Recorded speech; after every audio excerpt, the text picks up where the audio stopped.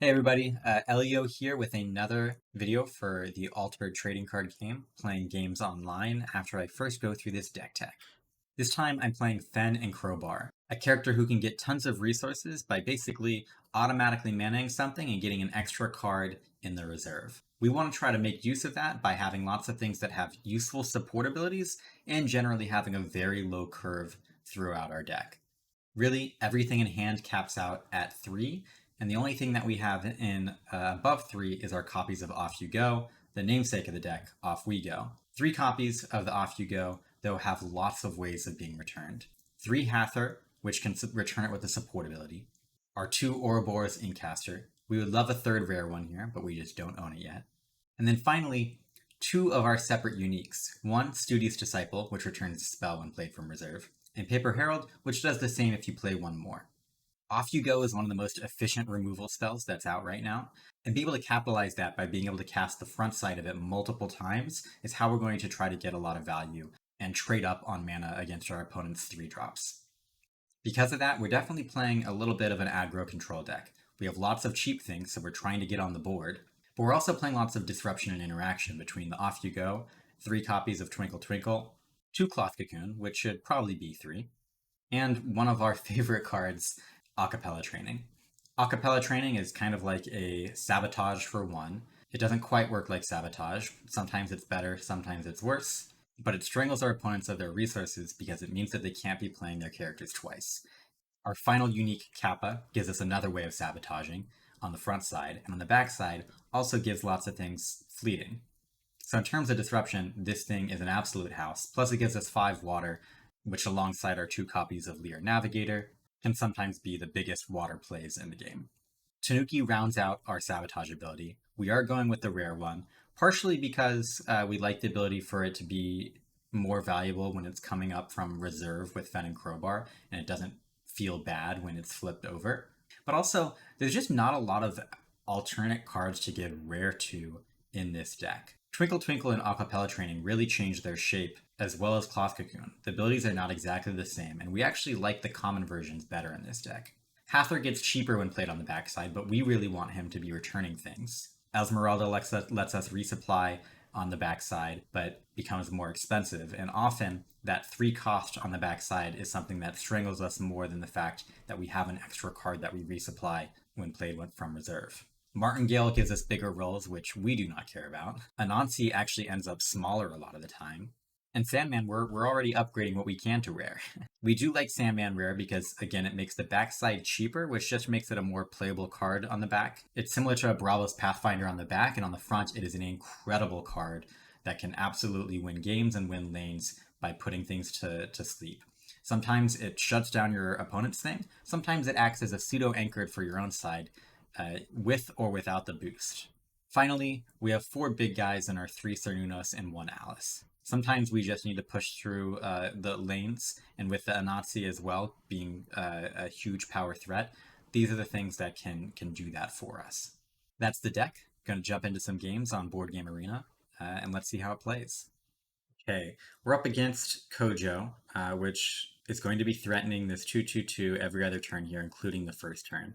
We definitely like Cernunnos against that. It's something that can both beat and win that lane pretty consistently. We also want to keep Off You Go. There tends to be good targets for it in Kojo, and it's the namesake of the deck. Following that, we really probably want to keep a 1-drop so that our following turn, if we start with Cernunnos, we can play Cernunnos again and follow it with one of these 1-drops. Kojo decks tend to be fairly aggressive, and we also usually can somehow find them to go low on resources. So with that, I like Acapella Training. The other thing is that Kojo is really good at putting something into both lanes, and decks that are really good at doing that are not necessarily the thing that I want to have Martingale against. They're better against other pink decks or slower, more controlling decks. So we go ahead and put back Twinkle Twinkle, Hather, and Martingale into our mana. Our opponent is first, and they do open up with a fleeting unit to begin with, which is going to mean that they're basically sabotaging themselves. We play the Cernunnos on the right. One thing that we're going to be wary of here is that there's a helping hand play here that would make this big and end up tying the Cernunnos. We don't want to feed into that kind of combo play. We'd rather just trade lanes with him, force the right, rather than him getting a chance to tie here and advance on right. We open up with Cernunnos. Because we drew this Sandman, which is brown and blue, we're going to keep this on the right lane, the brown and blue, and we'll try to advance on the left. That way our Sandman is going to be its most effective whenever we want to play it by contesting against that. Playing this out will now let us follow something up with Acapella Training, but unfortunately he does have the play of Intimidation against us, which means we're not going to get our plan of being able to follow up with our 1-drop. Luckily, though, he doesn't have a follow-up play, so he doesn't have any 2-mana units in hand to try to follow that up with, so it's another tie round. We're going into the round, though, where he gets his Buddha out, so we need to be conscious of the fact that this is a kind of coming from behind turn. He opens with Bouncer, gets rid of our Ink Caster, so he's not super worried about our Acapella trainings right now. We will continue to try to use them, though, to make him tighter on resources and give him tougher decisions that make it more likely we surprise him in some way that makes him make a mistake. The Bouncer will be gone here. We still have the Cernunnos in our hand. He doesn't have it on the 2-drop or realizes that he's not going to be able to block both lanes, and we can play this again to the left, preserving this brown-blue for our now 2 Sandman in hand that we have.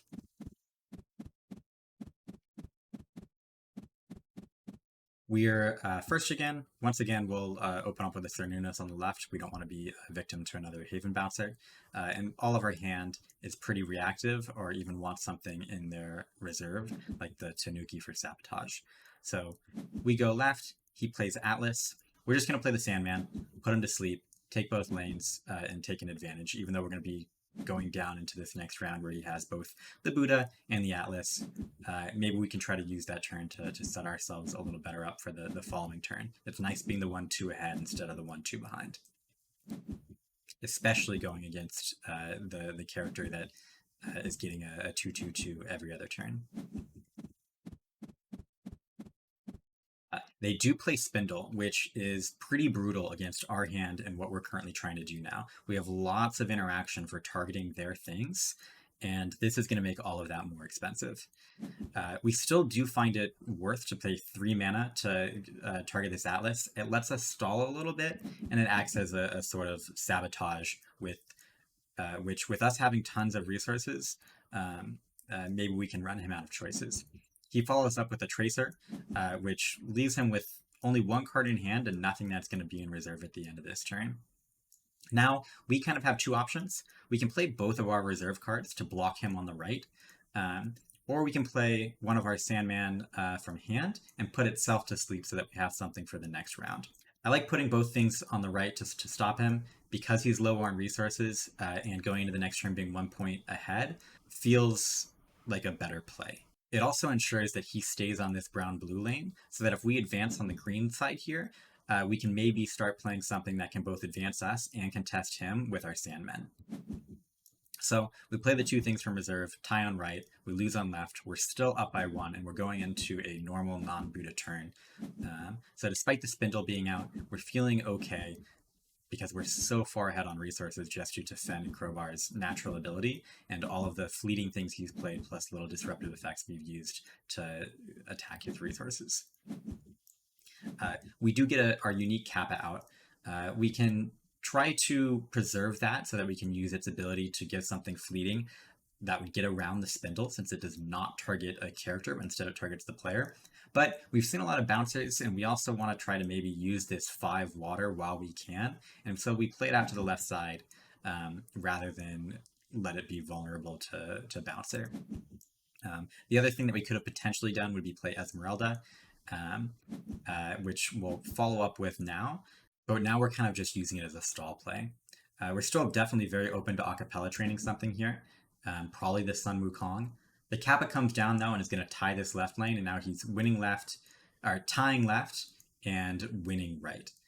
We have multiple options here. We could throw out one of our characters with 3 brown just to stall him out. I think Tanuki would have been a decent, worthwhile play here to consider doing that and putting us 2 away while he'd still be where he is at. We can also Acapella training, targeting either of these units. This one is going to be better on water on this lane that we're currently really contesting and we're kind of struggling with a little bit. This one's going to be bigger on everything else. There's actually one more thing we can do. We can actually target the Kappa with the acapella training. Not his Kappa, but our Kappa. This will get another card in our reserve for the Anansi to be a little bit bigger, and now it will be of the size that it will both contest the Wukong in the brown and blue lane, plus advance us with the 3 power on the green lane. So we do that. We cast the acapella training, target our own thing. He passes with the no mana, and we get to play Anansi on the right with our remaining side, blocking him on right, advancing on right, and tying on left. He's first now, going to get his free Buddha this turn. He has 2 things in his reserve that are a little threatening to us, but we do have Tanuki. We also have this Anansi out here, which is going to be pretty big this turn, depending on what we do. He stalls with a mana channeling, which is a little bit of a white flag move, it feels like. Potentially giving up, but also maybe just wary of our own plays. We use this opportunity to Tanuki the Kappa, since it has 5 power on the left side. This will give us something 3 green on the right, and give us a potentially big Anansi on the left that will tie his Sun Wukong if that is what he decides to play. So with that discarded, and us currently leading green against his Buddha here, we still have lots of mana left, lots of different plays, and multiple ways that we can win the game from here, since it's unlikely he has something in here that's going to give us too much trouble. In fact, the most likely thing that he may still have in hand is something like an Isun Boshi, which will give 2 water. So we instead, off you go, this on the left. That way we pump our Anansi to be much larger.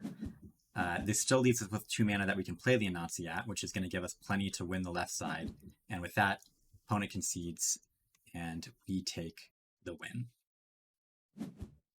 Okay, next up we got Tasia. There are a lot of options here. I do like Sandman against Tasia since they do a lot of anchored things, and this kind of counteracts the anchored by putting it to sleep for one of those turns, which both the sleep and the anchored fall off at the same time. I like acapella training just because it's something I like in this deck. I don't necessarily like it as much against Tasia since it takes longer for things to go to that discard pile. I definitely probably want to keep my unique here, because Off You Go is especially good against Tasia, and Paper Herald is going to be one of the things that gets the Off You Go back. I also want to have something that plays with the Paper Herald turn 1, so we'll probably grab either Esmeralda or Acapella training to do that. Ultimately, in this game, I kept Esmeralda, Paper Herald, and the Acapella training. I think, in hindsight, I'd rather maybe have that Sandman instead of the Esmeralda, if I'm making my choice truly in the blind. But luckily this time, when I play out the Esmeralda, I get a Hathor in my discard pile. This is really great because it means that I can still play one of my 1-drop follow-ups and return something to my hand, whatever that is, so that I'm not overflowing my reserve. My opponent plays out a Sneezer Shroom, and we're both he's advancing on this side. We go ahead and play out the Acapella training. It seems like something that we're okay more showing our hand with, since we're going to be returning it with the Hathor. And we're not in a rush to win lanes this game. We're looking for the long game.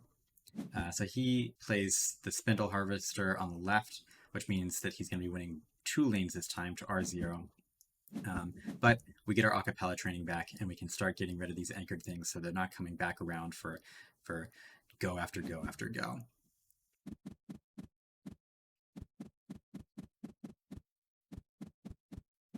Opponent opens with a Lyre Thespian, which is huge. But we're pretty happy because we're okay acapella training both his units this time, and again, basically emptying him out. He passes, which means that we can get the acapella training on the other Spindle Harvester, or we could Alice on the right to win the lane. But the temptation of leaving him with an empty reserve this turn, while also blocking him with the Esmeralda on the right, is too good. So he advances 1 lane. We still haven't advanced, but we have plenty of time. And now he's super low on resources, where he's going to be drawing up to 3, putting 1 in mana, and not having a lot left after that. We also have this Tanuki in the yard that's threatening to do even more damage past that. We're first this time. We go ahead and open up with an Alice. There's usually not a lot of things at 5 in Tasia that are threatening to beat this, except for maybe Daughter of Yggdrasil. He plays Kodama to sleep, and we can go ahead and either play Inkcaster on the left, or we can potentially throw out Paper Herald, which doesn't make a ton of sense. So we throw the Inkcaster on the left. We're threatening to win both these lanes. We do. One of the advantages of him not having a lot of plays because of all the acapella trainings is that he's not going to be able to contest both lanes. And now we're only 1 point behind, well on our way to catching up. He does have 4 points on this right lane here, but we have a Twinkle Twinkle in hand that maybe we can perpetually put it to sleep while he's thinking he's going to have it. But we'll see what he starts with. The Tiny Djinn, which is pretty good for him, because it does allow him to at least get value out of this, even though we're trying to acapella training it or give everything fleeting. We got our unique Kappa, which is going to feel pretty good activating this turn against something here. We go ahead and Twinkle Twinkle the Tiny Djinn so that it takes him longer to get this extra mana, and we'll see when we want to actually use this fleeting ability. It also lets us stall out and see what he's going to follow up with. It is a Lyre Thespian, so he's still threatening 4 on the left side, but with what we have, we can give everything fleeting, get rid of these 2 things, and next turn he can turn this to mana, but it's going away. And then we can follow up with a Alice and a Paper Herald to win one of the lanes, specifically the right lane. So we do that, give everything fleeting, using no mana and our Fen card advantage to get rid of lots of his resources. Play the Alice on right, play the Paper Herald on right, and we're still down by 1. But once again, we're getting to the later game, and we feel like we have a lot more resources, including some strong removal spells. Here, we do have to get rid of something. We decide to get rid of the Twinkle Twinkle. I think in hindsight, I could have maybe left the Tanuki back, but the Tanuki also does ensure that we have a body, so that we get to continue contesting lanes. So maybe even if we're not getting rid of things in reserve, we're at least putting power on the board and advancing. We are first this time.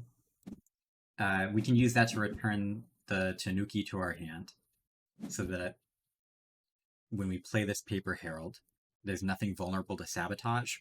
It's honestly not a great play. There's not a lot of sabotage in Tasia, and we could have been a little slower roll with what we wanted to do there. He does play a Rare Daughter, though, which will draw us both cards. So with that, we can play Acapella Training on the Daughter. This will set us up for a potential Cloth Cocoon on it, which we do, so that we still win the right lane. And once again, we're both advancing. We're down by 1, but we're keeping him limited in his options.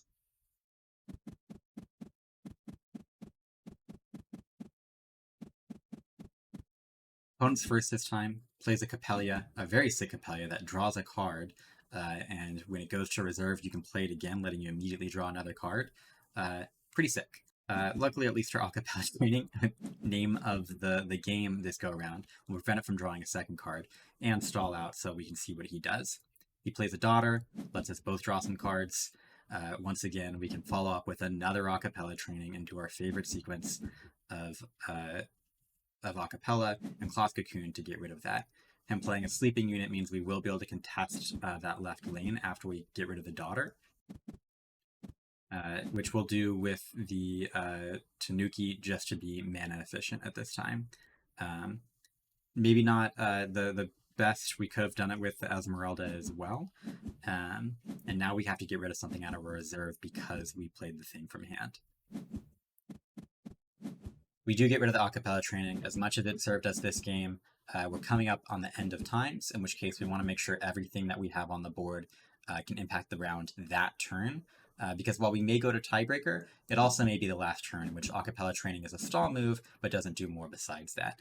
We are first. We'll open up with an Inkcaster here so that it both advances and contests here. It's a cheap thing that lets us stall. We have lots of sleep effects that are going to be likely to let us push through a victory here. With him playing the Tiny Djinn, though, now it's clear that he's committing to left, and we need to figure out how to commit left ourselves. Twinkle Twinkle on the Kodama will bring him down to 1 power in what's advancing there, though, and leave us with a lot of options in hand. We want to play this Sandman last because he doesn't know about it, and it's likely to catch him by surprise. He does play out rare Hydrocana. Luckily, he has 2 plants, and this is going to be just the perfect amount to be able to cast itself, put it to sleep, and take the lane with the 3 power to the 1 power that's left on the Jin. So, extremely close game, but we end up pulling 2 lanes this last turn and taking it just in the nick of time. Okay, we've got a mirror match versus another Fen. I haven't played many of these at this point, so I'm kind of feeling things out. I definitely like the Alice. It's got a good chance of being able to contest most things except his own Cernunnos. And really, I'm honestly interested in pretty much any of these cards here. There can be some Anansi shenanigans, but besides that, Off You Go is not exactly where I want to be against Fen. In particular, there's lots of things that tend to get played for 1 and 2 drops, and the Off You Go is better when it's trading up against 3s. He can be playing lots of Cernan stuff, in which case it's good. And in fact, with our Alice, it's going to be one of the better things that's going to be countering us. So if we're taking the Alice, it probably makes sense to play something that takes something that is a good counter to the best counter to our Alice. Finally, if we're taking the Off You Go, might as well take the Inkcaster. That way we get lots of value from this and can start cycling things around. So that leaves us getting rid of the Sandman, Navigator, and Esmeralda.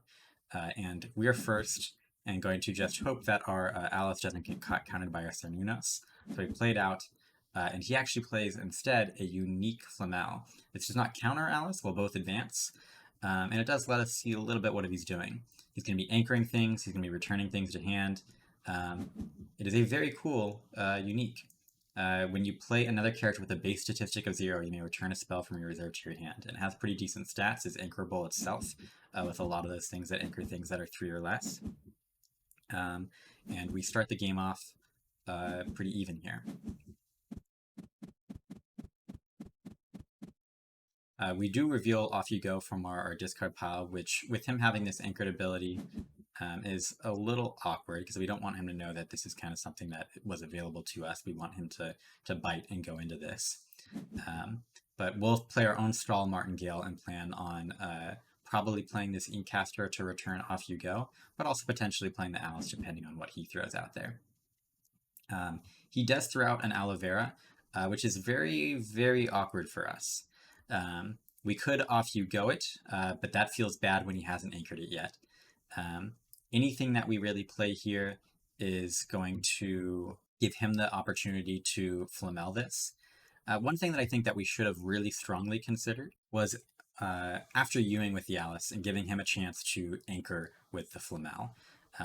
If we had done that, then we could have played our Off You Go from hand and only gotten rid of one of our things, probably one of the Off You Goes, and the value would have felt really good. That being said, we decide to instead let him take left lane and just play Alice ourselves in the right lane. I mean, Inkcaster ourselves in the right lane, which will let us return an Off You Go to our hand, since if he's going to be doing these Aloe Vera shenanigans, we at least know that we have lots of removal against it. I don't love what I did here. Again, I think I should have after You'd with the Alice. But we both advance here, but now he's getting a lot of value from this resupply. And we kind of have a problem. We're also going to be losing value from having it overflowing, but we'll return the Off You Go to our hand and discard the Martingale. This does let us keep the After You around, so maybe we can do a similar play this upcoming turn. It's going to be a little bit harder though, since we're first this time, and so we're going to have to stall him out. But in the name of stalling things out, we'll open up with a Martingale on the left side, which maybe tips our hand that we're going to be trying to Off You Go him, but it is what it is. Our sequencing does in general feel pretty awkward here though. We're probably going to Off You Go this turn no matter what, and so we go ahead and return the Inkcaster to hand so that we can play it out on the right hand side and be able to get this return ability again.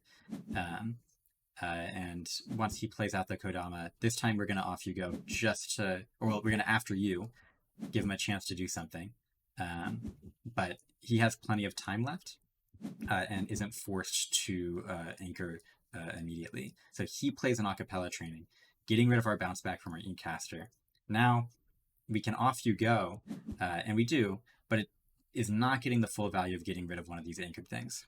What it is doing, however, is getting rid of a lot of things into his reserve, so he's going to have a ton of overflow and make some decisions this time. He can anchor here, but it's not his favorite thing to anchor.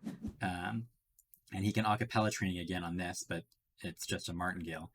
But still, we're not feeling great about where we're at because he's going to get all this value and he'll probably keep aloe vera and flamel, continue to give him super value in the future. So we advance on both lanes, but in terms of resources, his aloe vera combo feels powerful. Now, it may seem that because we have 2 off you goes that this aloe vera doesn't seem too bad. But because you just have the ability to stall things out, it's very possible that we just never get the opportunity to do it. And this is something that he even recognizes, because rather than caring about the expensive off you go in our discard pile, he gets rid of the character, which is smart. This forces us to play our Cernunnos. He plays an aloe vera, and we can either get rid of it now, or we can pass and let him get it anchored. We do choose to get rid of it now because we need to kind of still threaten win this lane, which is good. So we'll go up on 1. But once again, we're going to be overflowing on reserve, and he uses the flamel anyway to keep some value around. Things are feeling okay. We are up, but the resource game does not feel like it's actually going our direction. And the way that his deck is built with these aloe veras, it seems like he's going to be able to potentially have the ability to push over the top with those. But we are only 2 points away. It's very, very possible for us to just pull through this game. But he doesn't seem like a traditional pink that has lots of offset cards. He has lots of things that are actually providing to all different colors of the lane, which means it's not going to be consistently as easy for us to score every time against him. And if he starts getting his own sleep effects, things like that, we'll be in a little bit of trouble. That being said, here we open up with Cernunnos on the right. I think that maybe was a little of a hedge against Tanuki. If he's going to have something in hand that's going to be able to impact our board like Twinkle Twinkle, he's going to be able to do it anyway at some point, just because it's cheap and it's something that's not super difficult to stall with. So might as well hedge against the Tanuki and play our biggest thing, which ends up working out because he gets rid of the Sandman and we're winning the lane as well as we can. So with the Sandman Tanuki'd, we don't have a lot of great options. We can Esmeralda on the right. We'll be ahead technically, and we'll see another card. But we also will be facing down both Anansi and Kodama, which Kodama alone or Anansi alone ties this up. We have to do something. We end up going with the Off You Go since he knows that it's there, and maybe he has another Tanuki in hand. Playing this on the Tinkerbell forces him to start, maybe hedging his bets of where he's going. In particular, we were winning the right lane at that time, and we're tied on the left. So at least we're forcing him to play 2 cards out in order to win both those lanes while keeping the Esmeralda in our hand. But he does indeed play 2 cards out, but to our chagrin, it's a Tinkerbell that's going to be able to sabotage whatever comes into our reserve first next turn. He loses some value from the reserve if nothing else happens, but because he has the support ability from his Kodama, he loses no value. He gets to keep something out, and he's going to be sabotaging us, and the resources that we were concerned about are coming to bite us. He scores 2 points. We're now in a tie game situation,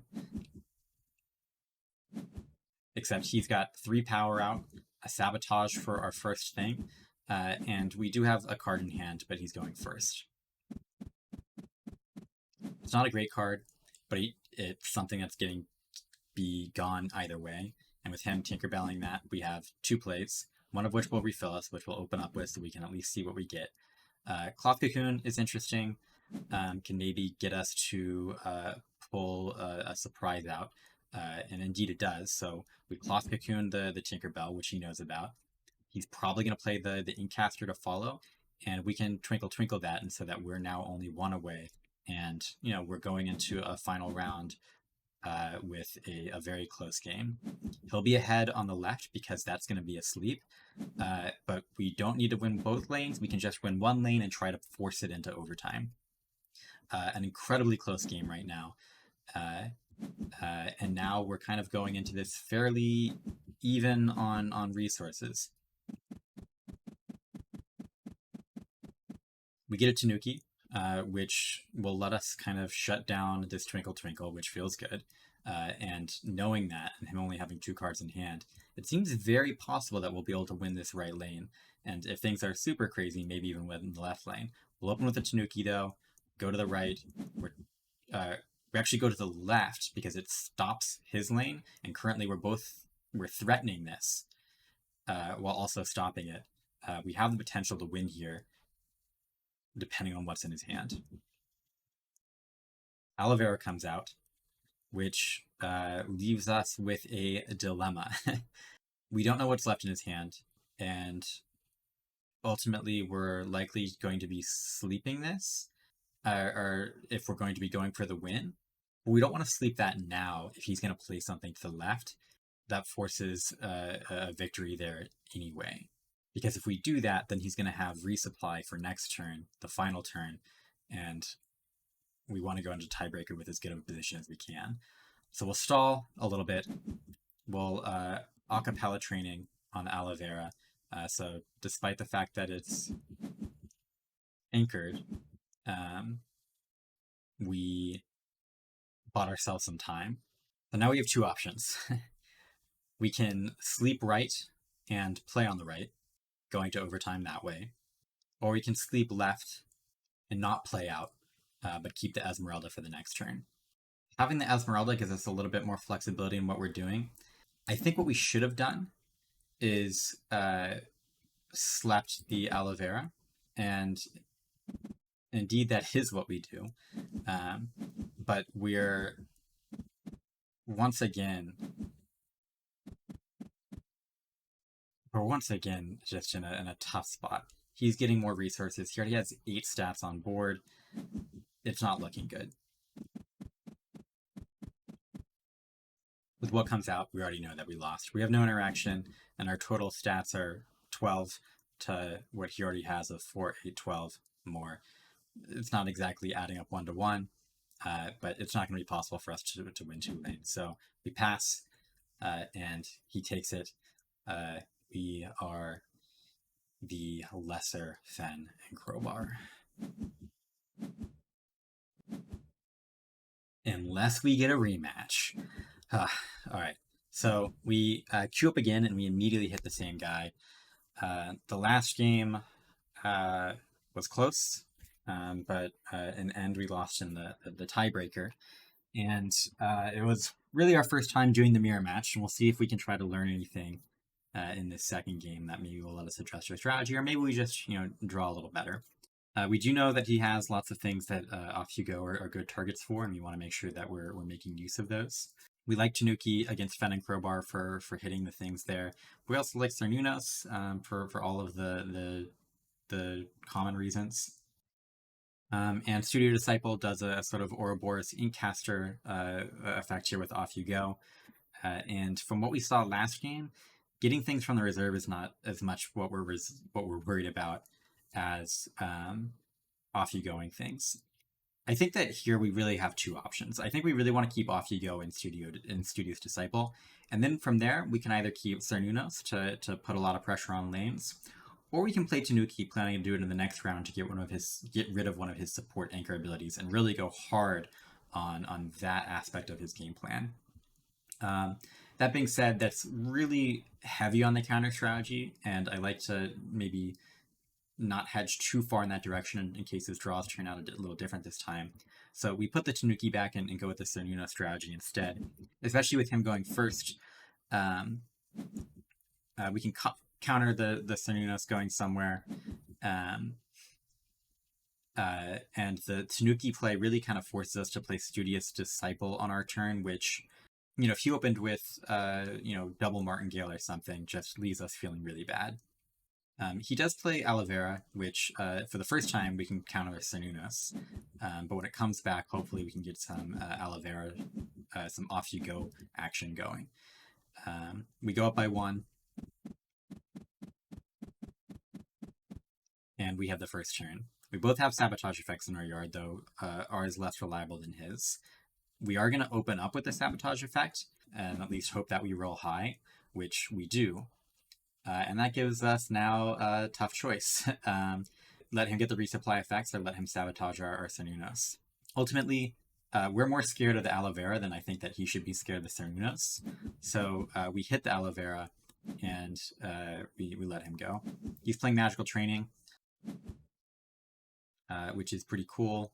Lets him stall a little bit, and he gets the Tinkerbell out there for us both to advance on left, and him to get rid of our deity.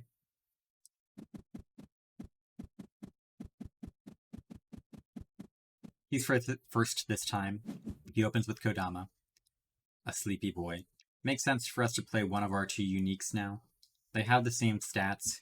It's kind of a question of which one we want to be returning with. I'm not really sure if there's a huge difference in the choices. We play the Paper Herald out to the right to be contesting this lane, and he plays his own Tinkerbell to take the lead once again. This leaves us with a lot of choices. We can off you go the Kodama, which will let him immediately anchor the Tinkerbell, so that doesn't feel great. You can off you go the Tinkerbell, which has us winning the lane. It also lets us play Anansi out to score. We can also Studious Disciple and Anansi to score. But he's not necessarily out of plays, especially with him having a discount effect from the Twinkle Twinkle. So we play Anansi to the right. This takes the lead again in the lane, and forces him to have a play in order for him to be able to advance that, and threatens us playing either Disciple or Hathor on the left to start advancing there. He does discount something and puts to sleep our own Paper Herald. So with this, we throw out the Disciple, which once again will let us take the lane while stopping him, putting us up 2 points. Now with that happening, we also have the Disciple in the reserve, which will let us potentially get a double off you go this turn. That, of course, is fairly unlikely with the Tinkerbell on his side. So as a result, we try to dig with the Navigator to see if we can get something to keep this Studious Disciple alive. Either a spell that we can return with it, so it's good value, a Hathor to return it itself, or our own sabotage effect in something like Tanuki. Instead, we see Kappa, which again gives us a plethora of plays, but we're kind of trying to deny his Tinkerbell right now. So we use the supportability of Kappa, get rid of the Kodama next turn so he doesn't have this supportability, and we play our Studious Disciple out without getting the extra value, but it is putting pressure onto a lane. He plays Training, doing his own stalling. Because of that, rather than try to place Cernunos out into a lane that may just get easily countered, we'll play the Hathor to grow our mountain here and keep Off You Go open to continue to pressure on a lane. With him playing Tinkerbell, we feel good about the kind of value plays here, and it lets us play Off You Go on the right side, so now we're currently winning both lanes, and he needs to try to figure out a way to stop the bleeding. He does play Hathor on that, so we'll trade lanes here. We overflow here a bit, but we'll get rid of the Hathor here, since the Tanuki lets us kind of act as a pseudo Hathor, but actually play out a character onto the board to get pressure on there, but returning the Off You Go to our hand. Not unlike last time, we're ahead on the board this time, but we're not feeling as pressured in terms of resources. The one Aloe Vera that we saw is now gone from our sabotage effect. And in fact, we're the one that has lots of value from our Paper Heralds and abilities to return Off You Go to our hand. So we Herald on right, we pay the 1 to get Off You Go back to our hand.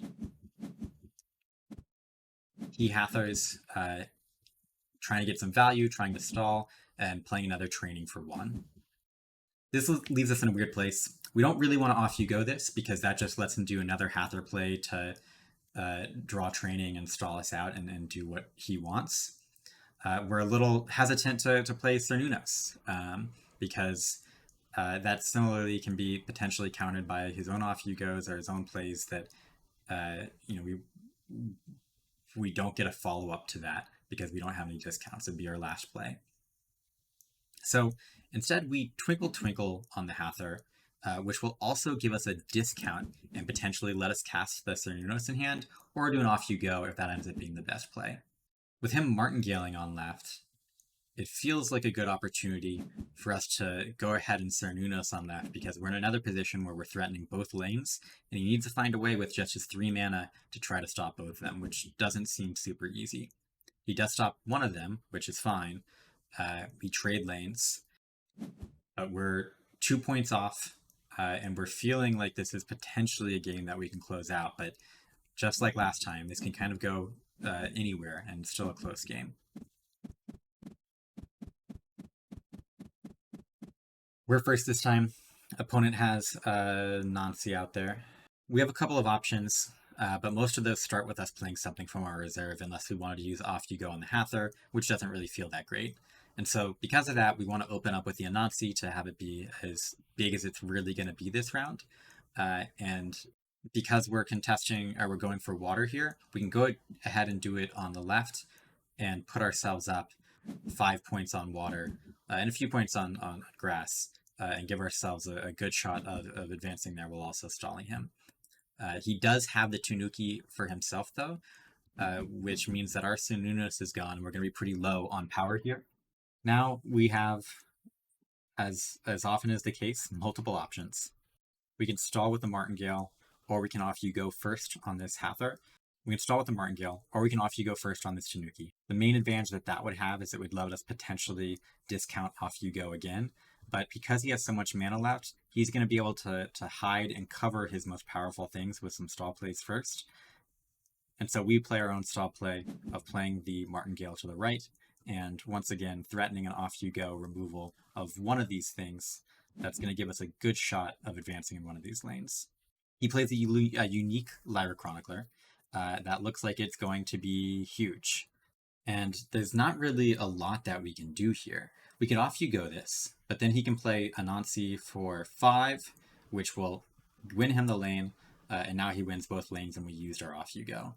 We also can't really Off You Go on the right side, because the same sort of thing happens where he plays any of his units, including the Anansi. Well, actually, I guess just the Anansi. But once again, he'll be winning both lanes because he'll play this out and he'll anchor this with Flamel, which will give this +4 boost and be plenty enough to stop us from winning and advancing themselves. So we decide to just pass here. He's going to win both lanes this time, and it's looking bad again. But at least here, if he's going to be spending his mana, he's doing it purely to try to set up for the next turn, which feels a little bit better for us rather than us having thrown something away that never gave us any value.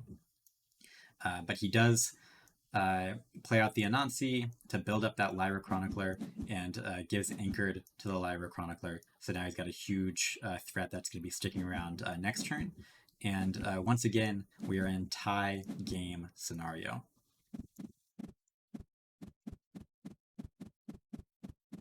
And it's not looking great. He's first, and he flips Tinkerbell, which lets him this time get rid of our most powerful threat on the left in the Anansi, which he absolutely does.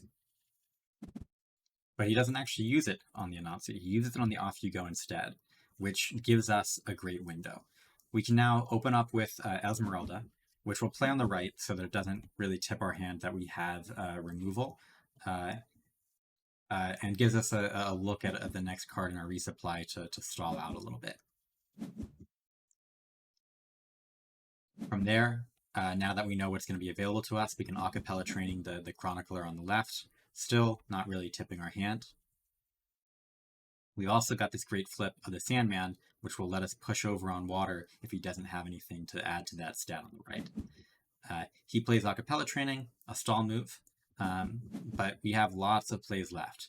First, opening with Anansi on the left.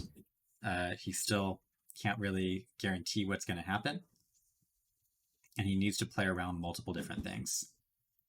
But there's really nothing left for him to do. The card in hand is useless, and we are able to off you go, the Lyra Chronicler on the left, play the Sandman on the right, and win both lanes, and take back the title of the Fen that went 1-1.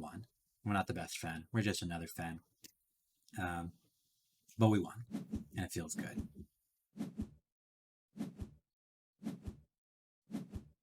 Okay, some fun and close games. I like the way the deck plays. I still think that we probably want 3 Cloth Cocoon here. I'd love to get the 3rd Ouroboros Incaster, but in general, I like the shape of what we are playing. Thank you for watching. I appreciate you, if you enjoy the content, and if you do, leave a comment, and if you really enjoy it, subscribe so that you see the videos more often. It lets me know that you enjoy it. Right now, I'm thinking that I'm going to be trying to go through all of the heroes before I double dip back into something. I'm also trying to go through all the factions, so next time we'll probably see an Ortis deck, but maybe I'll double dip on something in the factions before I go to Ortis. Not my favorite faction, but we will get there. Let me know what you want to see, and until next time, thank you for watching.